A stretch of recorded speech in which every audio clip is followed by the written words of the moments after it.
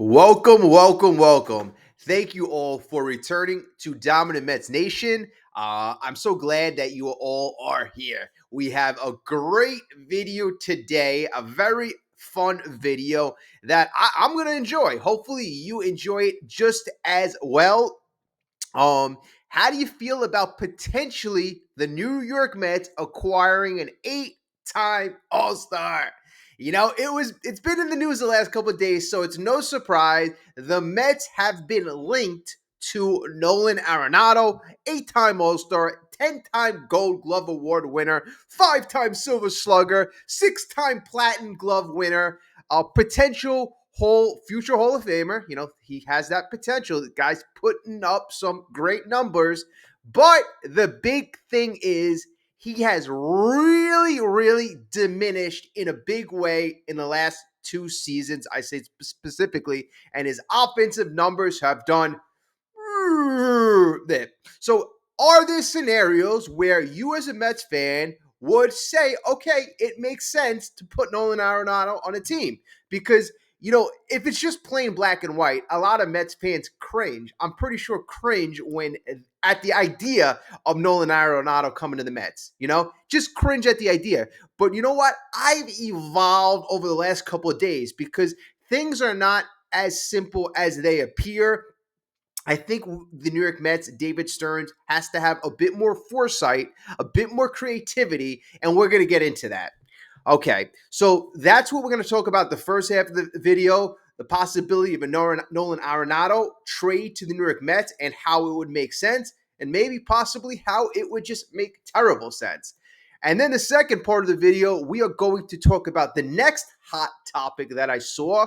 I believe SNY was discussing potentially the New York Mets, the possibility of the New York Mets either acquiring Cody Bellinger or re-signing Pete Alonso. Which one of those two players would you rather acquire? Money being equal. So money not being an issue, they would both be acquired for similar amounts. Which player is a better fit for this reiteration of the Mets? Okay, so we're going to get into that. But before we get going, if you could, again, support the video, it, again, it really helps out if you hit the like button. It helps out so many different ways.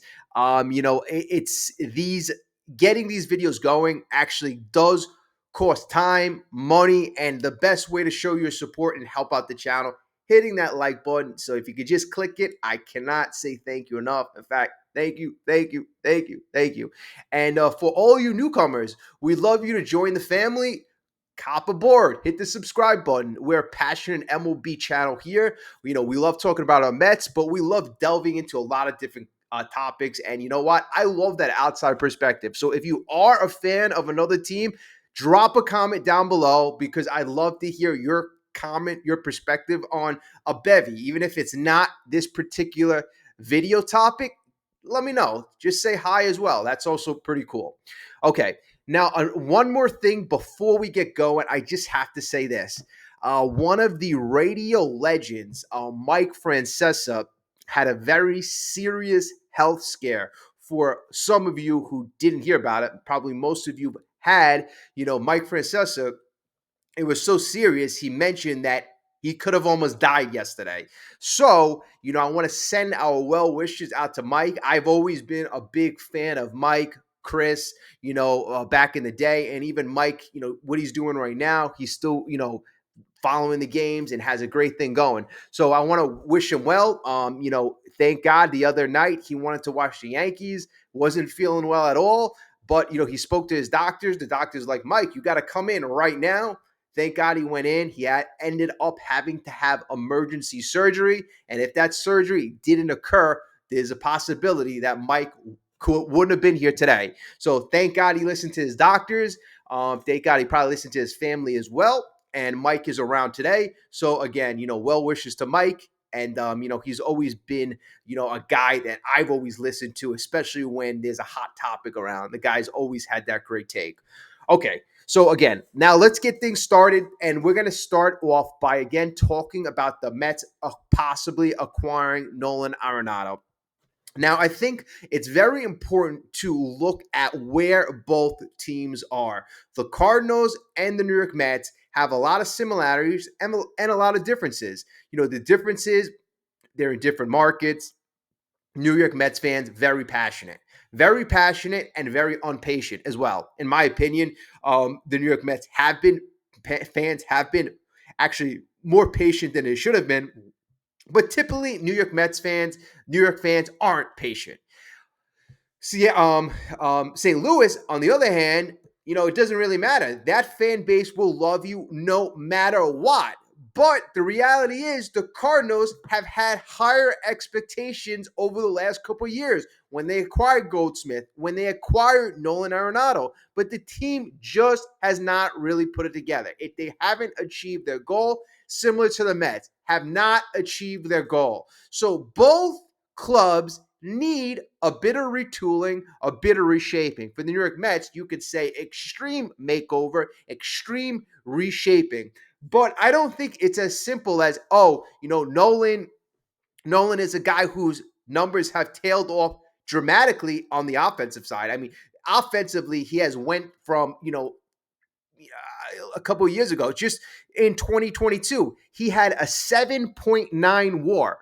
2022, not that long ago, 2.5 years ago, he had basically virtually an 8 WAR, 30 home runs, 103 RBIs, 293 batting average.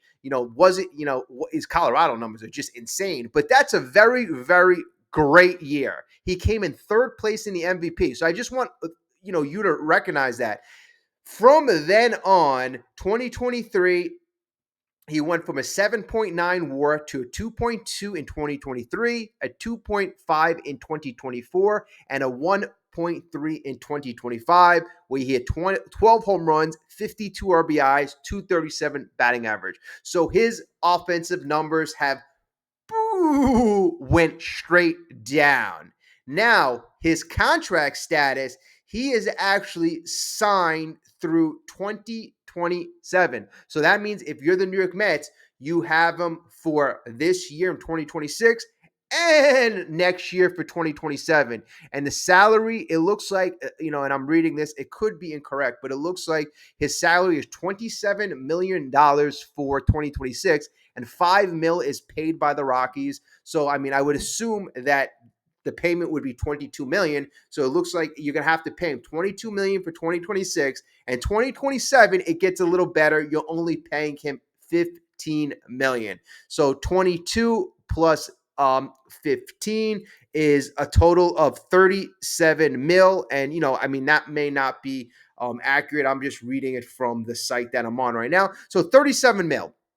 37 mil. So obviously, if you're the St. Louis Cardinals, that's a lot of money to pay for a guy with very big diminishing returns. Now, if you look at from the St. Louis side, I saw a lot of articles from the St. Louis perspective, and I think a lot of it is pie in the sky. A lot of people are saying trade Nolan Arenado, and we can shed money, and we could start to rebuild and get assets. And I'm like, you got to be kidding. You got to be kidding. I mean, if you wanted to shed that money and get legit assets, the ship has sailed with that opportunity. The ship has sailed with that opportunity. As a St. Louis Cardinal fan, you cannot expect a team to take on all of Arenado's money and give you legit prospects to help you rebuild your team. It's not going to happen. It's not going to happen. The best case scenario is for you, a St. Louis Cardinals fan or the St. Louis Cardinals, to match with a team and say, hey, maybe there's a player that didn't have the best season, but he still has a lot of talent, he still has a lot of skill, and he would be a good fit for our team. Now, I saw on one of the trades that was proposed, and this is what was the proposal. So for the Mets, obviously, they would get Nolan Arenado, and they would be sending Sean Manaea to the Cardinals. And when I heard that, my ears perked up. Now, we know Sean Manaea didn't have a great year. Did not have a great year at all. And the thought process on him, and you saw David Stearns, and this is where I would say, everybody's saying, hey, we're going to trade Kodai Senga, we're going to trade Sean Manaea. From what I heard in the postseason press conference, I would say that David Stearns is more thinking or leaning on trading a guy like Sean Manaea, even though he has the least value. If according to baseball trade values, Sean Manaea has the least value on the Mets. So it's going to be hard. It's going to be hard. But let's develop this. Let's develop this. Sean Manaea had a bad year. He was injured the first half. So he was injured. So David Stearns said the problem with Sean Manaea is he never had enough time to get going. He was still essentially he was injured half the year, and then he had his spring training, but he never really had enough time to get going. So the reason why, according to David Stearns, that Sean Manaea didn't have a great year was because of the injury. Now, if you're the St. Louis Cardinals and you buy that he failed because of the injury, then you return back to 2024 and you would look at the impressive numbers of Sean Manaea going 12-6, 3.47 ERA, the last 2 months being pretty dominant. He came in 11th in the Cy Young, and he's a lefty signed for the next 2 years. That's pretty viable. That's pretty interesting. So the salary is almost the same. So if I read it right, and the Mets would owe Arenado $37 million over the next 2 years, the contract for Sean Manaea is a little different. Not too much different, but I'm just double checking. I believe that the total value is $50 million over the next 2 years. Okay, yes, it's $50 million over the next 2 years. So the Cardinals would owe Manaea $25 million in 2026 and $25 million in 2027. But the thing is, they would only actually have to pay him around $18 million, because it looks like the Mets have deferred $7.75 million each year. So it looks like the salaries would almost be a wash with these deferrals. It looks like Arenado's owed $37 million and Manaea is owed $36 million. So, it looks like the Cardinals fans wanted to save some money. In that particular scenario, the Cardinals would be saving $1 million. All right. Now, Mets fans, I guess if you're hesitant about their trade, you would be more along the lines where you think that Sean Manaea has something left. My opinion is I don't think Sean Manaea has much left. I really don't. I think he really is a product of what he has been his entire career. I mean, the 1 year that we paid him off of, it was more or less an anomaly. It was really one of those years that I think was an outlier. I'm just going to put it that way, because his whole career, he was a 4.10 ERA. For over 4 ERA. Not great at all. He's a little over 500 pitcher. It is what it is. A guy with a 4 ERA is more or less a number 4 starter around there. And do I see him getting better with age? Do I see him getting better at age 34 and age 35? I just don't see it. I don't see it. Now, Nolan Arenado, let's look at the potential upside. So let's just say St. Louis is in. All right, we'll take a chance. Let's see if he has a full year to recover, a full offseason. He's healthy. We'll do the trade. Nolan Arenado, we'll see you later. Now, if you're the New York Mets fans, all right, let's what are the benefits? Well, I think there was a lot of clutter on the pitching end. I think you needed more clarity. As a pitching staff, I don't think the New York Mets, that being the biggest weakness, could go into 2026 with so many questions. So Manaea would have been a question, right? So you eliminate him from being a question. So we'll get another certainty. So that would be Stearns' job. Acquire another pitcher that you could pencil in for 150, 160 innings, more certainty. Manaea, again, is too much of a question mark. All right, for Arenado, what you can do is you actually acquire a guy, and I've heard a lot of good things clubhouse-wise about Arenado, and he's been a guy that has been looking to jump on a championship team.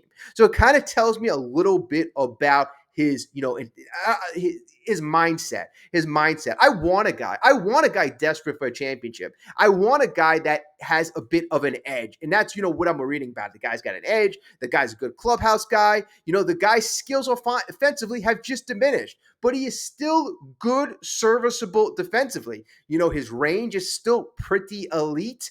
His defensive metrics are still pretty elite. And am I a guy who's going to plug him in for 150 games? No. But hey, if I can have him for 60, 70, 80 games at third base, I have a legit third baseman. I've had a merry-go-round for the last 10 years, 15 years since David Wright. At least I have some semblance of stability, and at least I know defensively, and I know runs prevention is what we're looking for. I know that he ticks off that box. I know that he is a guy that in the clubhouse, he has been a good guy. I know he ticks off that box. It's not all about having pretty, gaudy numbers. It's just not. So I think we have to adapt the way we think. And then at the end of the day, Nolan Arenado, him being a part-time player is not a bad thing. Him being a guy, a 10-time All-Star, 8-time, I already gave you all his credentials, but having that on the bench is not a bad thing. If Brett Baty is your second baseman, and let's just say Ronnie Mauricio just jumps onto the scene and he's phenomenal, or Jet Williams, and you don't have a position for Arenado, it's okay. He's just that guy, that presence in the clubhouse and on the bench. That's fine. The New York Yankees in the late 90s, they didn't mind having all-star players, Ricky Henderson, Tim Raines, Cecil Fielder, Darryl Strawberry. It didn't matter what you did in your career. Hey, if you're a bench player for that team, that just makes your team that much stronger. So, again, I look at the whole package. I look at his clubhouse presence. I look at, what the guy's determined at this point to win a championship. I think plugging him in a lineup that has Soto, Lindor, all those upper echelon players, it's a bit interesting. It's really a big interesting, and we have to change. So he upgrades our defense, and I believe he upgrades our clubhouse, and I believe he eliminates some clutter and some certainty problems on the pitching end. And I'm only doing it in that particular scenario if it works like that. If we have to give up prospects and take back money in that particular situation, I agree. It's not going to make sense. It has to make sense if you're a New York Mets fan. It has to make sense. And again, whether it's a player like Nolan Arenado or, somewhere else, I expect David Stearns to up his game, elevate his game. David Stearns has been a guy in the last year who has really lowered his game. When I say game, I mean his performance. His performance has been putrid, pathetic, very, very bad, very, very bad. And he has had unlimited resources. So virtually there's no excuses. So David Stearns has to get better. That's the bottom line. That is really the bottom line. So again, whether it's a trade for Nolan Arenado or someone else, and I mentioned the other day, we have to have a bit more foresight as well. Seeing into the future. And, I know it sounds like, see into the future. How can we do that? Well, teams do that all the time. You have to project what the player is going to be. You can't keep holding onto our prospects until, what I didn't like, and I mentioned this in a couple of the comments, we traded many top prospects, Drew Gilbert, Blake Tidwell, a couple other guys. We traded those prospects when those prospects, their value were at their all-time low. That's what I mean by having bad foresight. Maybe 2 years ago, if you traded a Drew Gilbert, when Stearns just got here, because you predicted that, hey, he's only going to be a fourth outfielder, maybe you would have been able to get more value back. If you traded a Blake Tidwell away 2 years ago because you predicted that, hey, he's only going to be a fourth starter or, back end of the rotation type of player, you could have got more value. So again, not all these prospects are going to come through. You got to trade them away. I felt that, we were desperate at this trading deadline, and we just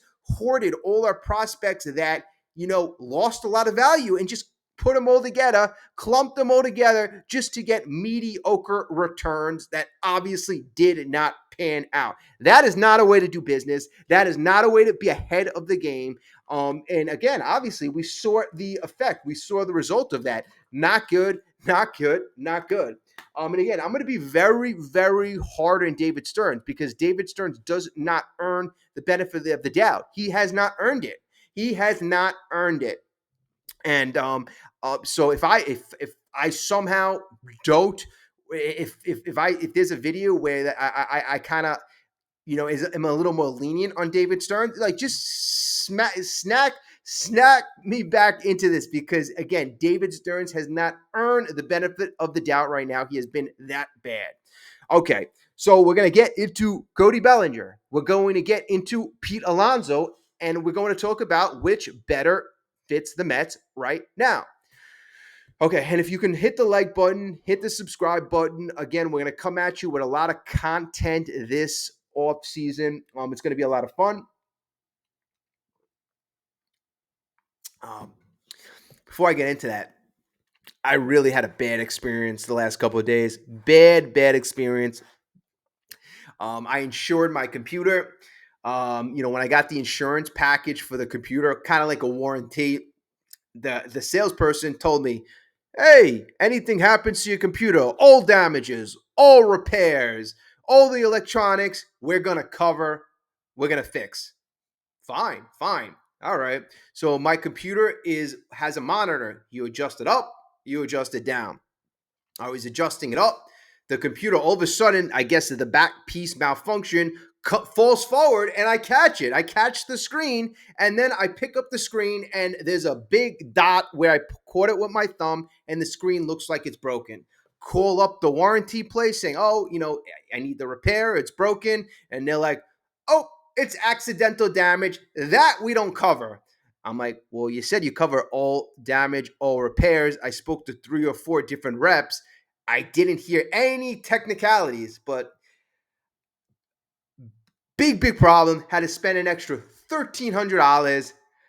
Learned my lesson. Went to another place, insured my, all my electronics differently. But hey, you know what? If you have a warranty right now, whether it's for a car, whether it's for your computer, your TV, your couches, check what they cover because you may be under the impression that things are covered that really are not. So beware. And again, if you have to get another protection like I should have got for my computer, hey, just learn from me. Okay, so we're going to talk about Cody Bellinger and Pete Alonso. Now, we're going to hear a lot about that. We're going to hear a lot about those 2 players. And again, it's another Yankee. It's another guy who was on the Yankees. And, Cody Bellinger had a great year. He had a really good year. He had a 5 WAR, so 5 wins above replacement. Almost hit 30 home runs, 29 home runs, 98 RBIs, 13 stolen bases, 272 batting average. He brought a lot of good things to the table. Guy, could play multiple positions, center field, first base, left field, and he could play at almost a Gold Glove level. So he's very, very versatile. And, he also has a lot of great playoff experience with the Dodgers, with the Yankees, although the Yankees obviously didn't go far. So, he's a guy who has played under the bright lights. He has played in big cities. He's been successful in New York. Right. And then he also fits that run prevention mold. And he also fits the versatility. And that's what the New York Mets are kind of looking for. Run prevention. And they also want our players to be extremely versatile. We need to be able to be adaptable as well. So Cody Bellinger makes sense in that way as well. So there are a lot of nice things, a lot of nice things to like about Cody Bellinger. Pete Alonso, obviously, we're very familiar with Pete Alonso. Okay, so a lot of us know about Pete Alonso, so we're going to look at it like this. So option A will be signing Pete Alonso. What does that mean? How does that really benefit the Mets? And again, all salaries being equal, we're assuming both players would make similar amount. So with Pete Alonso this year, he had a bit of a resurgent year. 38 home runs, 126 RBIs, 871 OPS, 41 doubles, tied for the NL with doubles, NL lead, played 162 games. I mean, I believe the least he's played is 152 games. I mean, Pete Alonso, he plays a lot. He plays a lot. He's a top tier slugger. His batting average bounced back in a big way. I mean, everybody was saying he's just a slugger, but Pete showed you this year that he can be more than just a slugger. Now, if you assess his contact, so the way he makes contact with the baseball, the quality of his contact is elite. According to StatCast, his average contact is 93.5 miles per hour. I mean, that is top of the league, or in the 90-something percentile. His hard hit rate is 54.4%. His barrel percentage rate is 18.9. So his average exit velocity, his hard hit rate, and his barrel rate are all in the 90th percentile. He's got blue chip power, and they were all up according to last year. So from 2024 to 2025, all those raw power indicators were up, and we saw his batting average was up as well.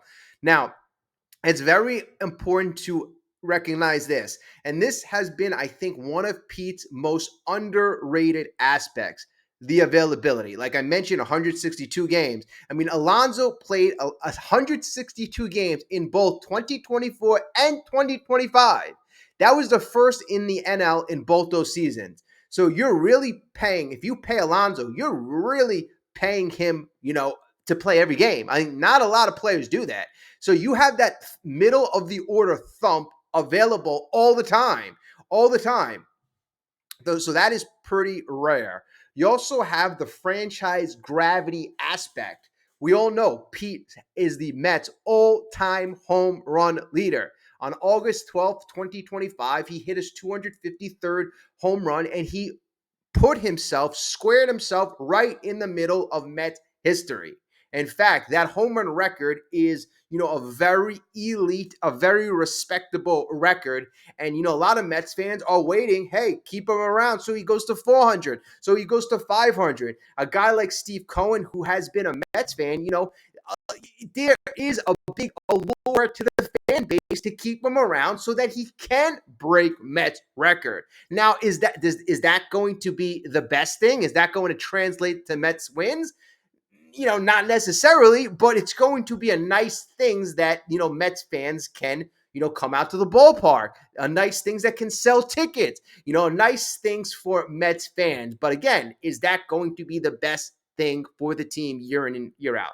Okay, so why it matters for 2026. Now, you have Pete Alonso. He's been an anchor in the middle of the lineup for the last 7 years. You have him as being bankable, a 35 to 45 home run bat, stabilizing your lineup while the kids, role players, have fluctuated in a big way, a huge way, And then, if David Stearns signs Pete Alonso, re-signs him, then you got to solve your other problems. You got to get better defense in center field. You have to solve your starting pitching situations. And you also have to, I know there are a lot of, worry about the defensive end with Pete Alonso, but you know what? There is a way to fix this situation with work. I mean, the throwing is just abysmal, but I think that could be fixed. You just need the reps. I mean, that throw, and I hear everybody saying, oh, he can't throw. It's not like he's an outfielder where, he doesn't have the ability to throw. It's not that he has a weak arm. It's a 10, 15, 30-foot throw. It's a very short throw, so he needs reps with that. So that's the big thing. Getting that throw to the pitcher when, you're covering first base. Okay, another thing he does is he serves as protection for Francisco Lindor, Juan Soto in the lineup.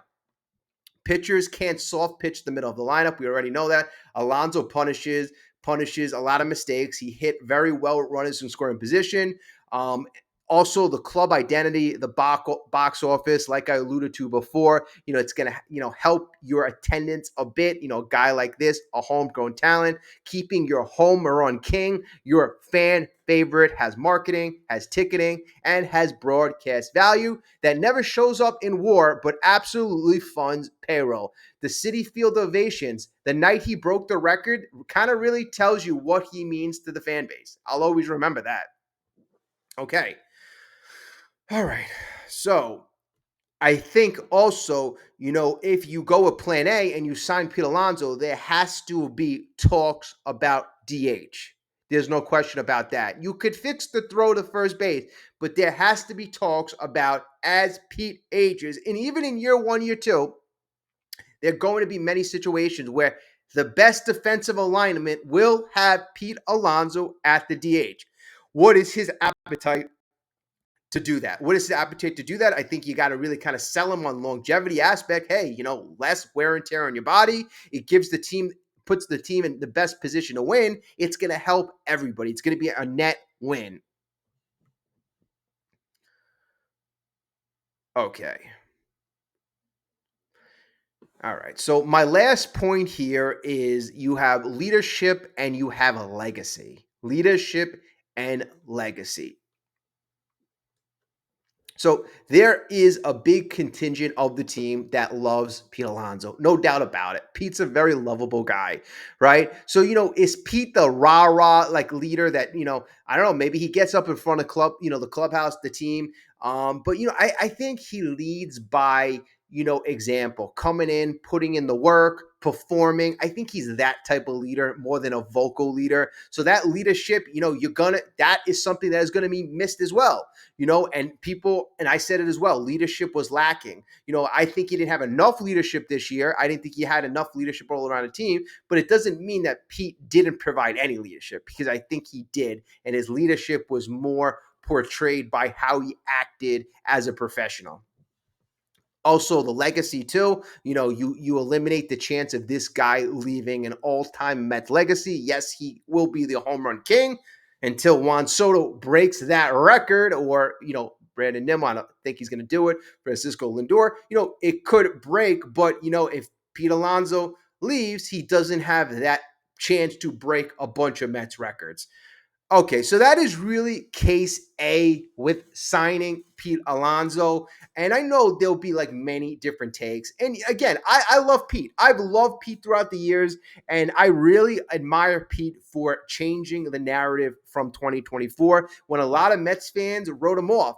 And myself kind of included. I saw a guy who was 30 years old, who was, looked like he was trending in the wrong direction, and Pete just blew that narrative out. He came into shape. He came into camp in the best shape of his life. He was flexible. He was strong. He was elite, and he exploded this season. And when times were tough, when you needed him to score those runs, get RBIs, he was great with runs and scoring position. So Pete, I admire him for going out there and proving that, hey, you owe me, or the league will, obviously somebody's going to have to pay up. He's got no qualifying offer. There's no compensation pick. So great job, Pete, going out there, kind of betting on yourself, not, signing a long-term contract the year before that wasn't to your liking, and now probably getting a much better contract.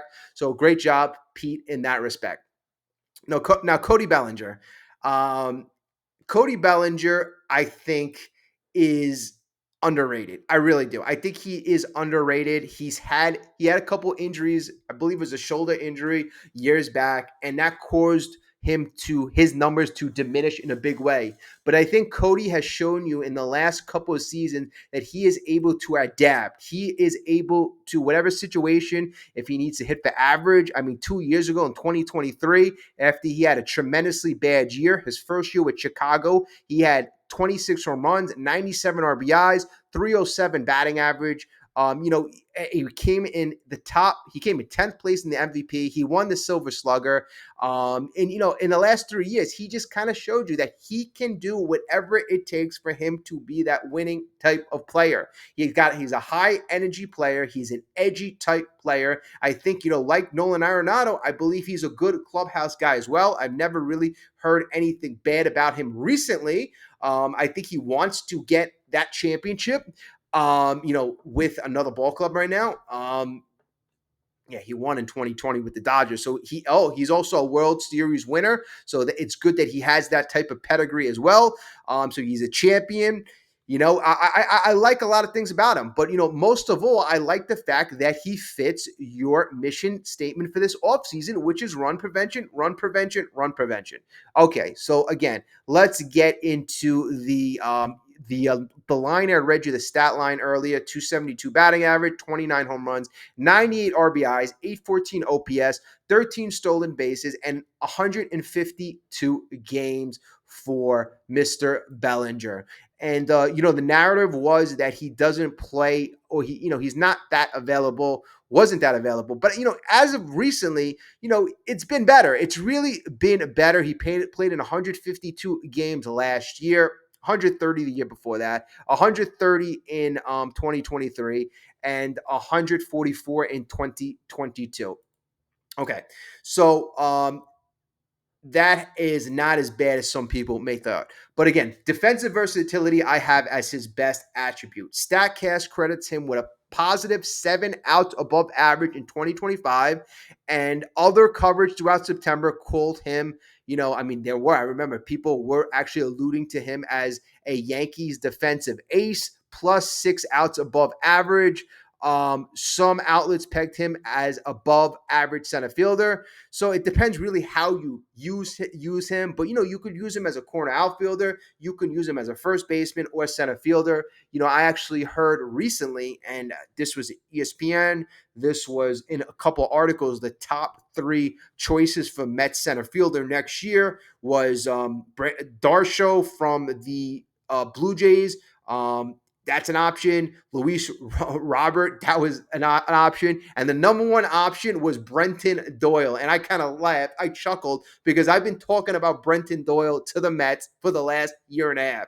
He's a guy who plays in the Rockies. He's a Gold Glove Award winner. The guy's got an absolute cannon. He's got range galore. He's this last year offensively, he was a bit challenged, but he's a guy with all the potential in the world. And it's so funny, so damn comical that I saw many different outlets allude to him as the Mets' number 1 option. I've been saying it for a year and a half, so if that actually happens, give me the credit.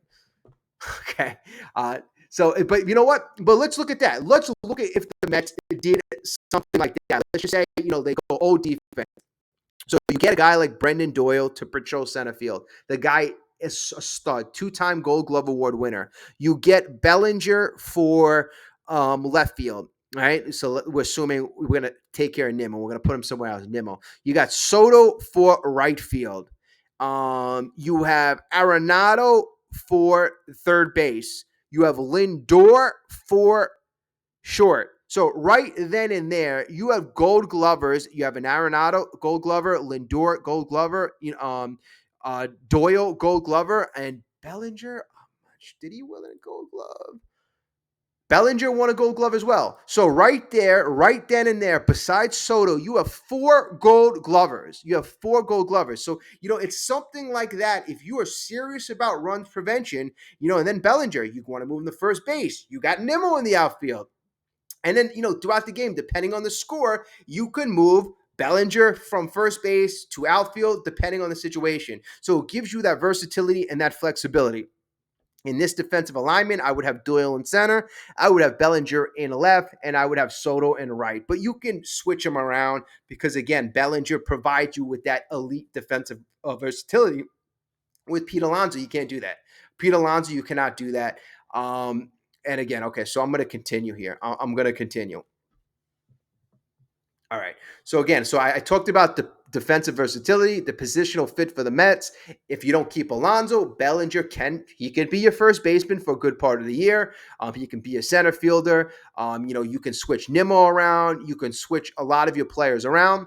Why it matters for 2026 in terms of roster building. Again, run prevention, run prevention, run prevention. The Mets were 83 and 79 in 2025 and had stretches. And we all saw this, folks. We all saw this where defense, outs above average, and outfield range cost runs. A competent to plus average center fielder, left fielder would have been a game changer, and certainly would have made up for that one game that we came up short. So just thinking about that. So we talk about the run prevention aspect, the roster flexibility aspect, and also it's roster flexibility, but it's also insurance. You got the first base. If Alonso doesn't sign, you can cover first base. If somebody gets hurt in left, if somebody gets hurt in right, now you got a guy who could play all those positions.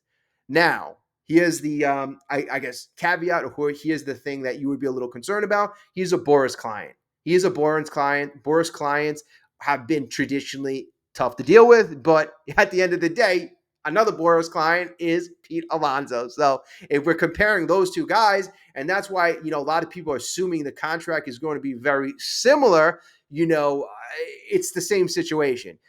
Same situation. And then also another thing that I really don't have here is how do you project how these guys will age, right? I mean, I see Bellinger as a bit more of an athletic build, a bit more of an athlete, certainly a better runner, so he does bring that another dimension. He can steal bases, and the Mets have been looking to run a bunch more. So that's another aspect that separates him from a Pete Alonso. And if you think, and if you project, and you have foresight, and you believe, hey, I gotta both Alonso and both Bellinger, they're both asking for a 5-year contract, and they're both going to get a 5-year contract from elsewhere if I don't scoop them up, so I have to give that type of years. How will they age? Well, you believe Bellinger is going to age much better. He's going to fill all these positions around the infield, outfield. He's going to check off many of these boxes. Good clubhouse, good chemistry. How does he fit with the team? We know Pete fit with the team, but we also know that the team didn't win with Pete. So, what does that really do for you? The Mets, the bottom line here is the Mets need changes. I'm willing to kind of go down any road. You think of a couple of years ago, the Mets, even I remember there was a lot of chatter, a lot of talk about not a lot of fans were upset about not signing Conforto, even though Conforto was hurt, or not reacquiring Conforto. Sometimes you got to cut bait with players that you love. Syndergaard, Harvey. Those guys will love at one point. If the Mets would have continued to give those guys 4 or 5-year contracts, that would be a huge problem.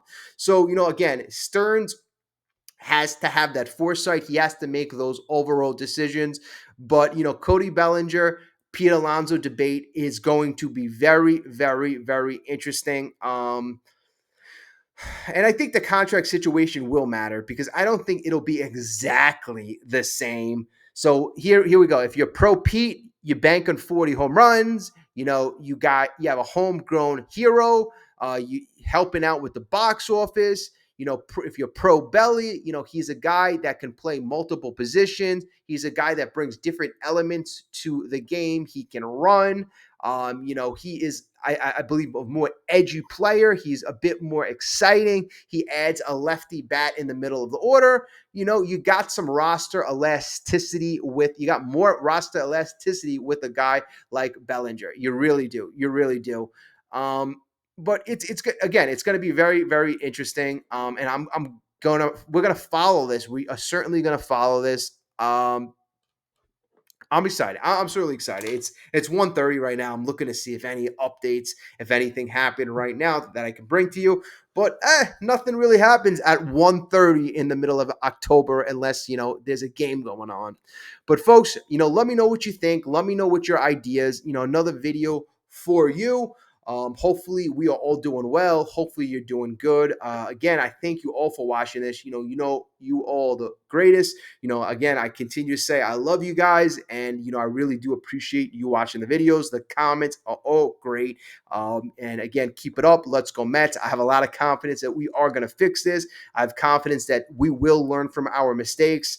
And at the end of the day, we're not in the playoffs, but that gives us extra opportunity, ample opportunity to get things right and fix our processes. All right, folks, have a great day. Comment down below. Are you Cody Bellinger or are you Pete Alonso? And then comment for the first half of the video. Nolan Arenado, would you explore that? Would you explore that in the right trade? So let me know. Have a great